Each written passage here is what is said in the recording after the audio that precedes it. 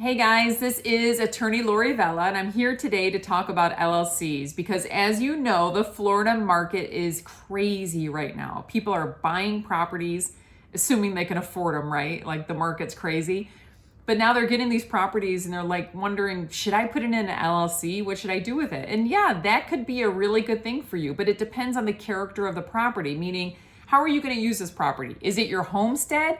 If it is, it already has good creditor protection, so you probably don't need to put in an LLC, and you probably don't want to, especially if you have a mortgage on the property. But if this is a rental property, yeah, you're going to want to put it in an LLC because that's going to give you asset protection that we're not going to get inside of a revocable trust, which does not have asset protection in Florida. So yeah, if it's your second home and you're not renting it to other people, maybe you don't want to put it in an LLC.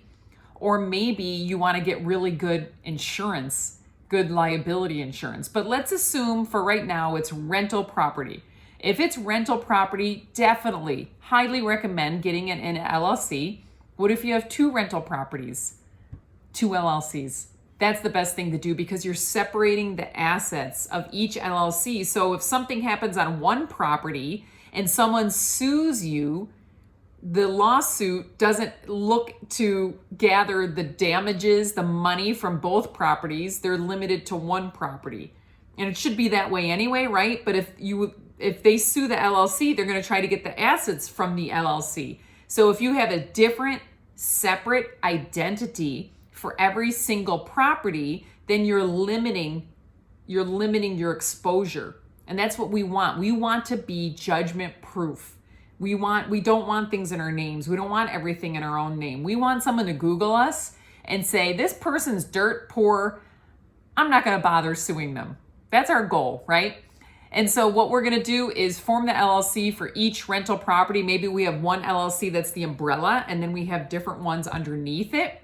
And then beyond that, we're dealing with asset protections, number one. Number two is probate.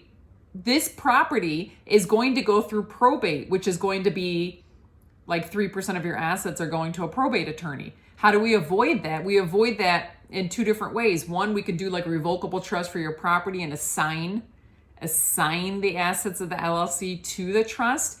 And we should also have two layers of protection, also do an operating agreement with very specific language in it, attempting to avoid probate, because Florida law is not clear on many areas. So all we're doing is the best that we can do to protect you and your families and make your life more relaxing, more enjoyable, and give you less liability and make you look dirt poor, right? That's what we want to do. We want to make you look poor. That's what we can do. The law office is Lori Vella. We're going to make you look poor. I'm just joking. But yeah, that's kind of what you want to do. So I hope you guys have a great night. I hope you learned something, and we will talk soon. Bye.